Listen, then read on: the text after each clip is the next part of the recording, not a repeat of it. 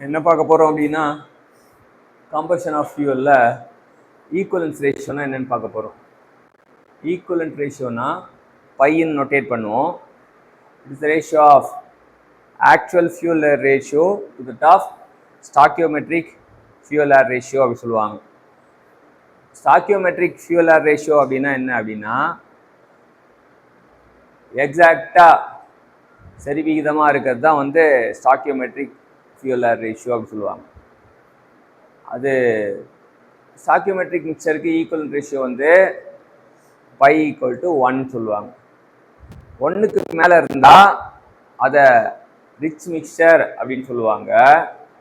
1க்கு கீழே இருந்தால் அதை லீன் மிக்சர் அப்படின்னு சொல்லுவாங்க.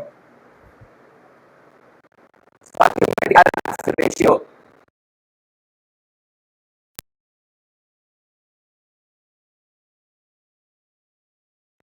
இருக்குன்னு சொல்கிறாங்க பை மாஸ். எப்பவுமே ரேஷியோ வந்து மாஸ் மூலியமாகவும் சொல்லலாம், வால்யூம் மூலியமாக சொல்லலாம். மாஸ்னால் வந்து கொஞ்சம் அதிகமாக இருக்கும், 13.4 to 15. Volume எவ்வளோன்னா 9 to 9.5. அடுத்தது ஏர் ஃபியூல் ரேஷியோ ஒவ்வொரு ஆப்ரேட்டிங் கண்டிஷனுக்கும் எப்படி இருக்கும் அப்படின்றது தெரிஞ்சுக்கணும்.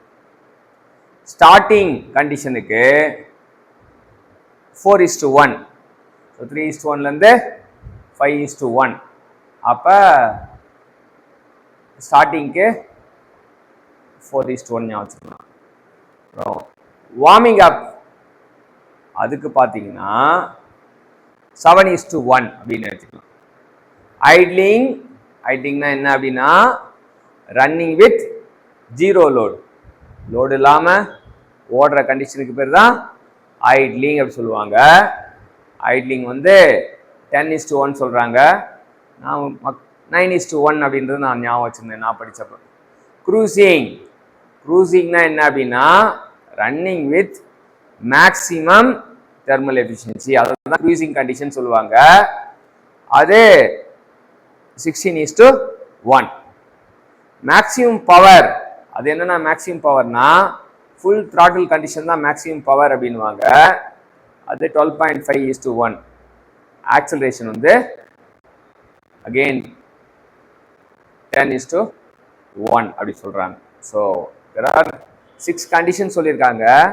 ஸ்டார்டிங் வந்து 4:1, வார்மிங் அப் வந்து 7:1, ஐட்லிங் வந்து 10:1 சொல்கிறாங்க, க்ரூசிங் 16:1, மேக்ஸிமம் பவர் 12.5:1, ஆக்சலரேஷன் 10:1. இதுதான் வந்து ஈக்குவலன்ஸ் ரேஷியோ ரிலவெண்ட்டாக நம்ம தெரிஞ்சுக்கிற விஷயம். Thank you champions.